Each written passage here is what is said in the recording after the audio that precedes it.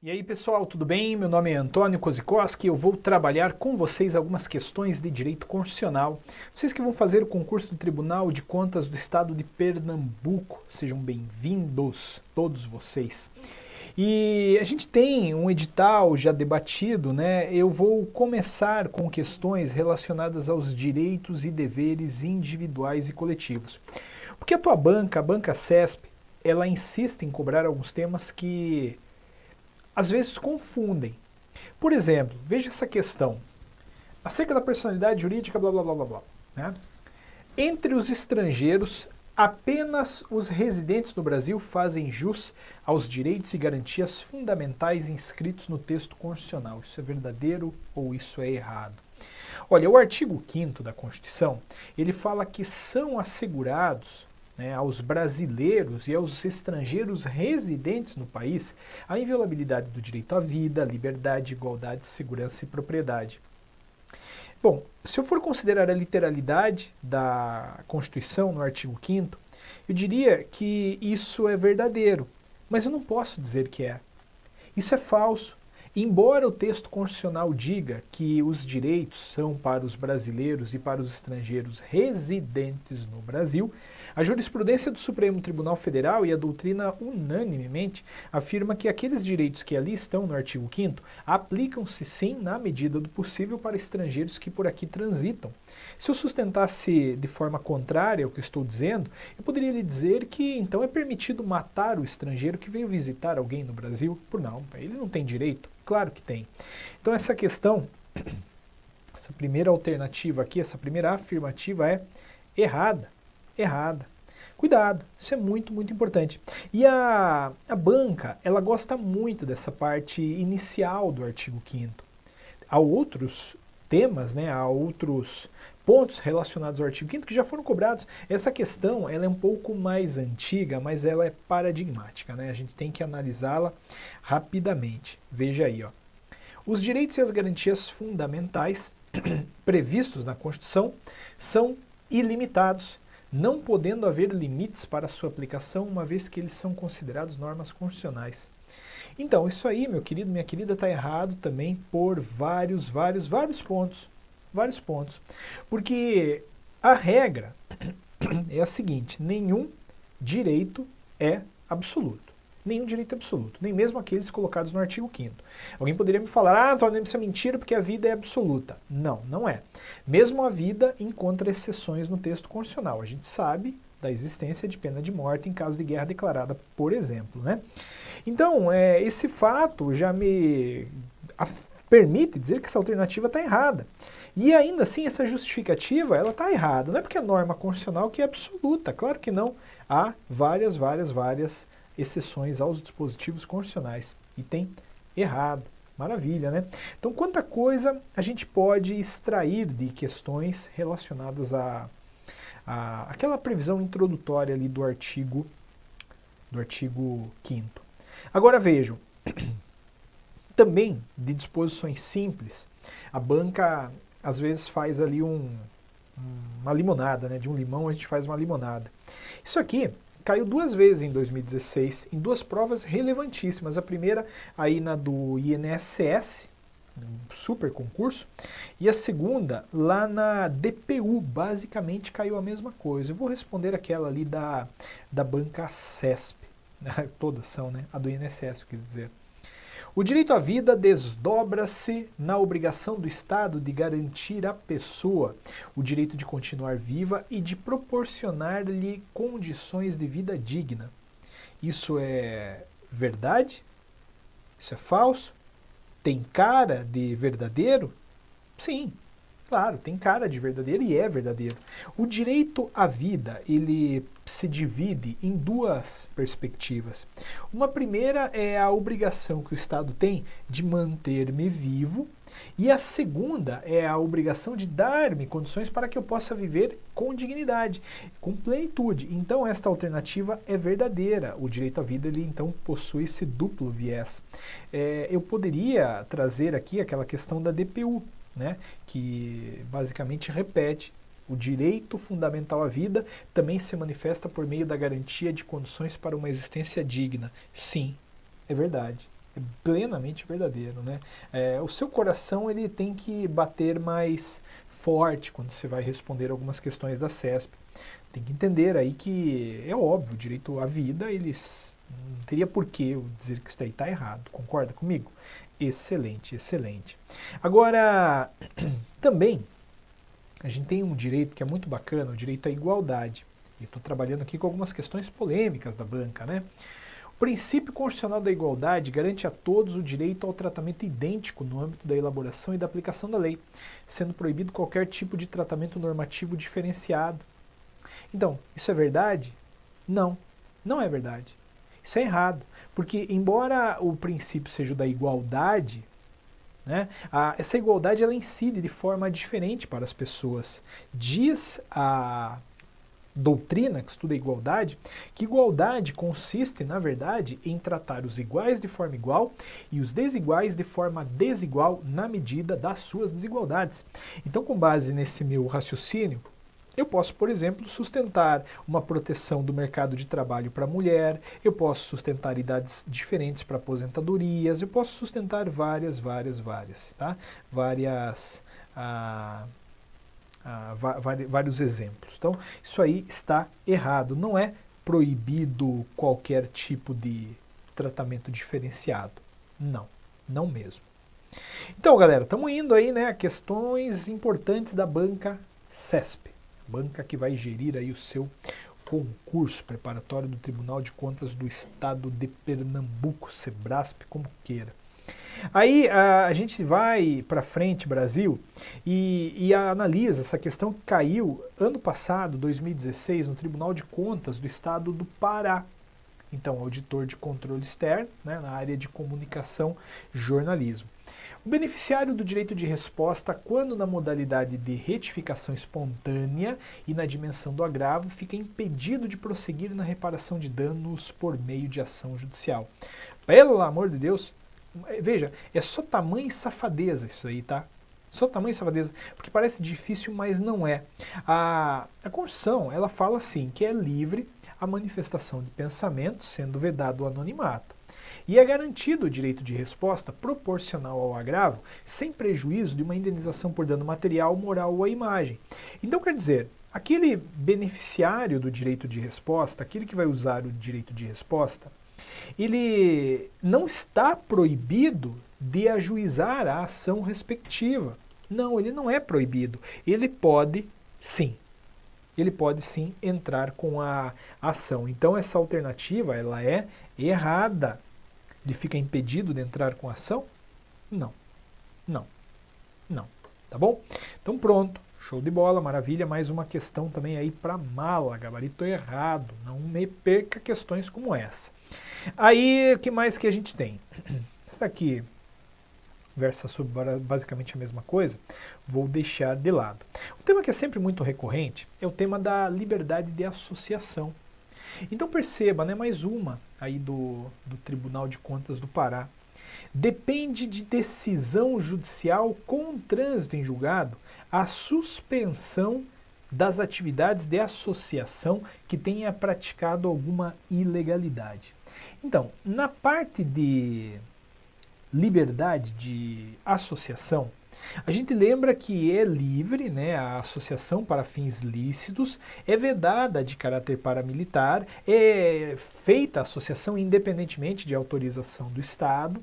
A gente sabe que também criada não pode o Estado intervir. A gente sabe que em caso de dissolução ou suspensão das atividades daquela associação, existe a possibilidade desde que manejada por decisão judicial. Só que aí tem um porém. Para suspender a atividade daquela associação, basta que haja uma decisão judicial, simples, sem trânsito em julgado. Agora, para dissolver, aí precisa do trânsito em julgado. Por quê?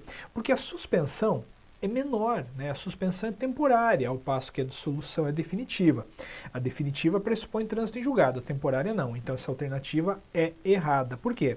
Depende de trânsito em julgado a decisão para suspender a atividade? Não. Não. Não mesmo. Não precisa. Tá? Então, bom, show de bola. A gente vai caminhando aí Desculpa, olha, que boa sorte a sua que vai passar no concurso Tribunal de Contas do Estado do Pará. Porque no Paraná, eu vou te contar, olha, hoje esse céu aqui é mentira, tá? Essa nuvem aqui não existe. Porque hoje de manhã tava 5, 6 graus e não tem nariz que aguente num clima desse. Gabarito errado, tá bom? Você vai passar no concurso, vem conhecer, caso não conheça, vem conhecer aí a prova, o concurso, tá bom? Bom, galera, vamos lá. A associação é sempre cobrada, né? Eu já dei aí a dica para vocês e a gente vai caminhando em outros pontos. Esse tema, também para a gente já se desgarrar dos direitos e deveres individuais e coletivos, esse tema é quente, né? A inviolabilidade domiciliar. Em caso de flagrante delito no interior do domicílio de determinado indivíduo no período noturno, a autoridade policial poderá adentrá-lo independentemente de determinação judicial. Parece que está tudo certo, ao mesmo tempo parece que está tudo errado, não entendi, Antônio, não rolou. Olha, é simples, tá? É bem tranquila. A gente sabe que a casa é asilo inviolável do indivíduo, ninguém nela podendo penetrar sem consentimento do morador, a não ser em duas hipóteses. Primeiro, a decisão judicial, né, desde que cumprida de dia ela, e a segunda é flagrante delito, desastre ou para prestar socorro ou a qualquer tempo. A questão, me parece, quis bagunçar esse meio de campo. Mas vamos lá, em caso de flagrante delito, no interior do domicílio de determinado indivíduo no período noturno, a autoridade pode adentrar sem decisão judicial. Claro, claro, porque vejam só, se é flagrante delito, pode qualquer um invadir a casa alheia, independentemente de determinação judicial, inclusive o policial, a determinação policial. Então pronto, você tem aí uma alternativa que é verdadeira, é verdadeiríssima, tá bom?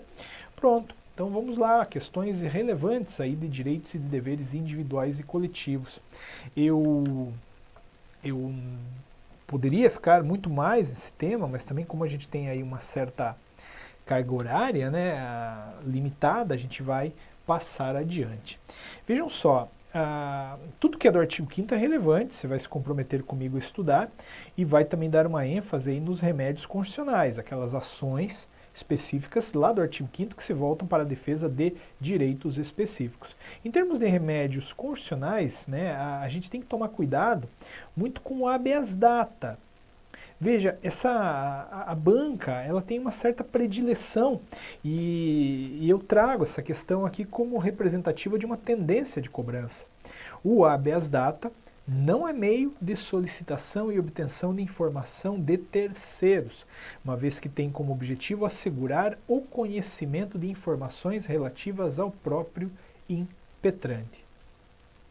Então, essa alternativa ela é verdadeira. Por quê? O habeas data, previsto lá no artigo 5º, inciso 72, serve para alguém conhecer informações próprias, informações suas, informações estas que se encontram em bancos de dados de entidades governamentais ou de caráter público. Mas atenção, porque não é só para conhecer, também o habeas data se presta para retificar informações, isso cai bastante na banca CESP. Agora, o habeas data não é meio para obter informação de terceiros. Sim, é verdade, é para obter informações aí personalíssimas, tal qual eu te disse.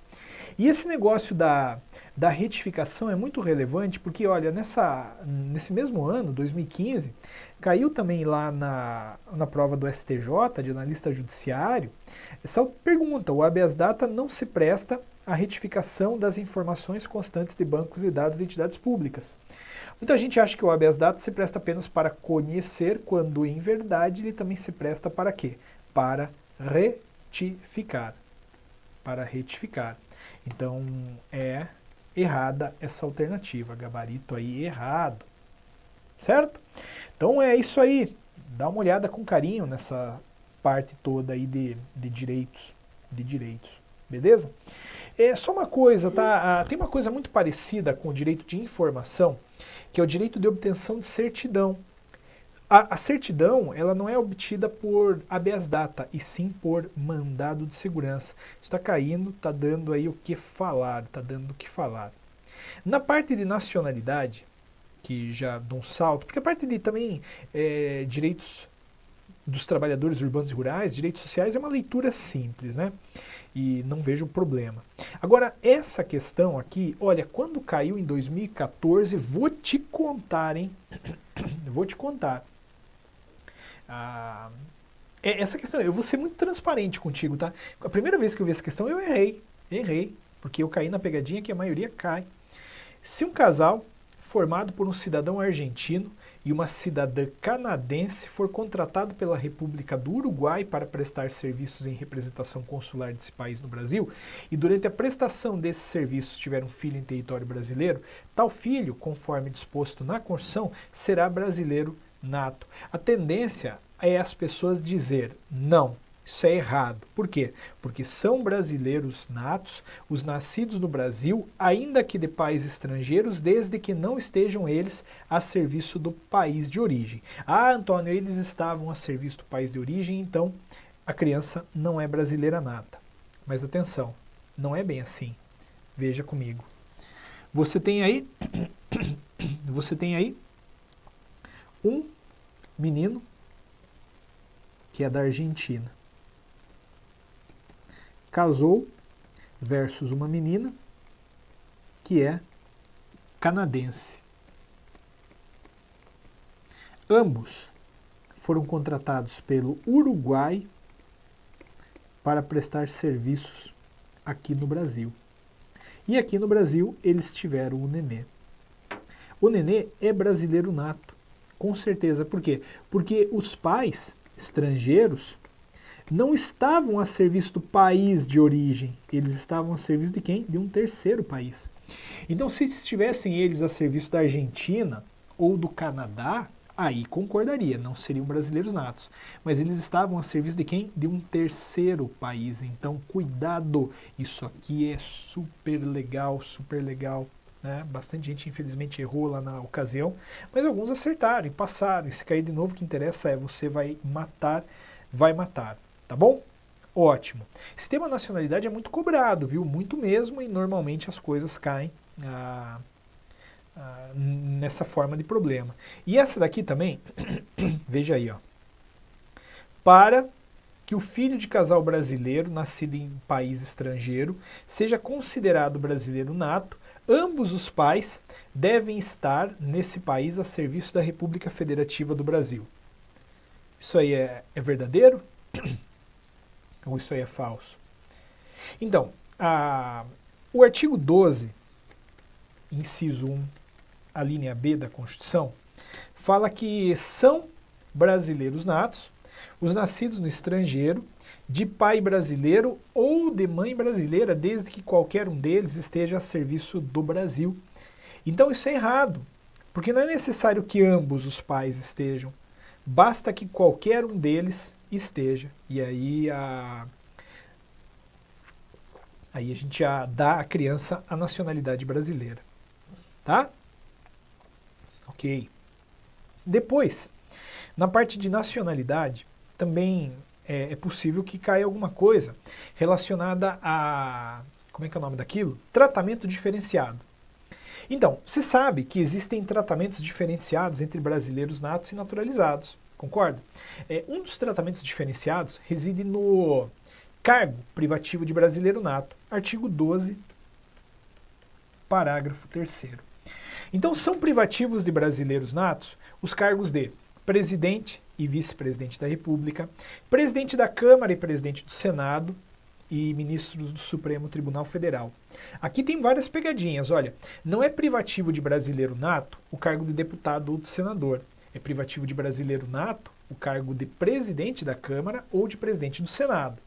Além desses que eu coloquei, também oficial das Forças Armadas, diplomata e ministro de Estado da Defesa, obrigatoriamente são brasileiros natos. Obrigatoriamente. Tá?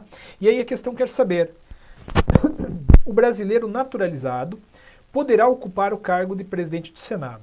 Não, não poderá. Poderia ser senador, agora presidente do Senado nunca. Poderá ocupar o cargo de ministro da Defesa? Não. Ministro da Defesa envolve soberania, interesse do país, claro que tem que ser brasileiro nato. não poderá ocupar cargo de carreira diplomática. E é verdade, porque diplomata apenas, então somente pode ser o brasileiro nato. Aí você tem a letra D.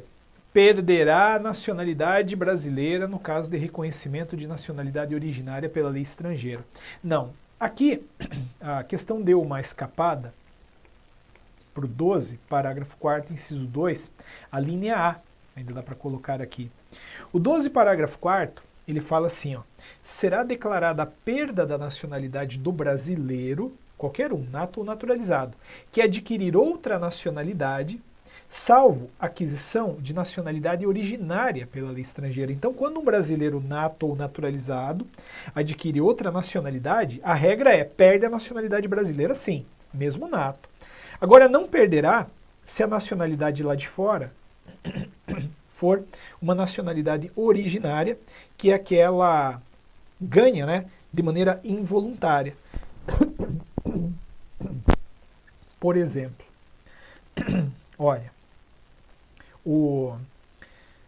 a Itália é um bom exemplo. A lei da Itália fala assim, qualquer descendente de italiano, em até 6º grau, também é italiano, nasça onde nascer.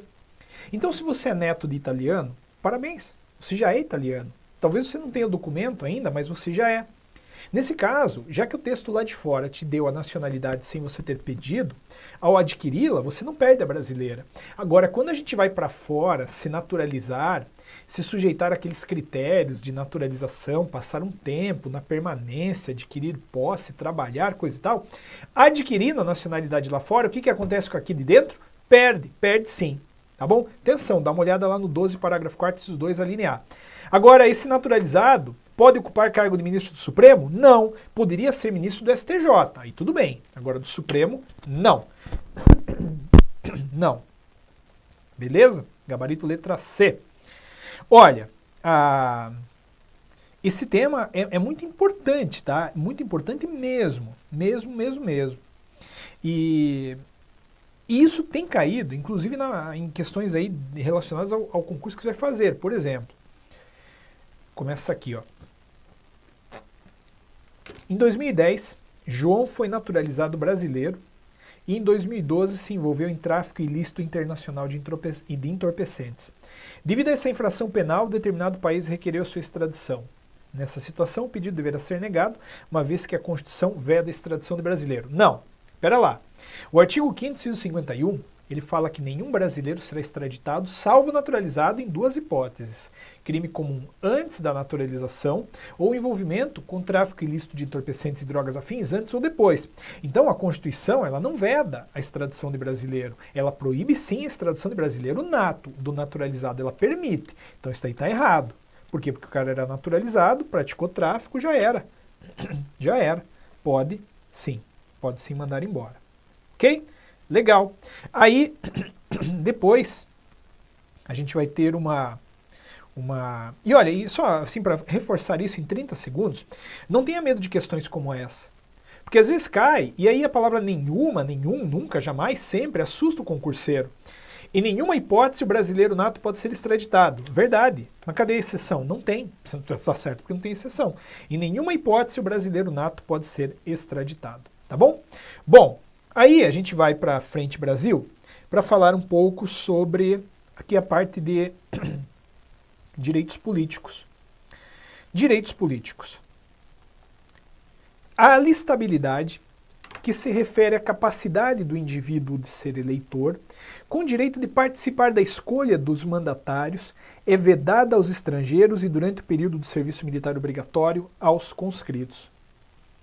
Isso é verdadeiro?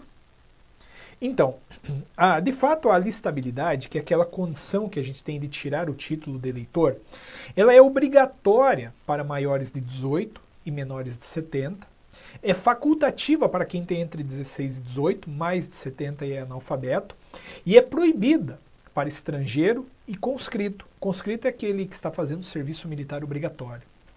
Então, esta alistabilidade, ela é vedada a estrangeiro e durante o período de serviço militar obrigatório aos conscritos? Sim, sim. Dá uma olhada lá no artigo 14,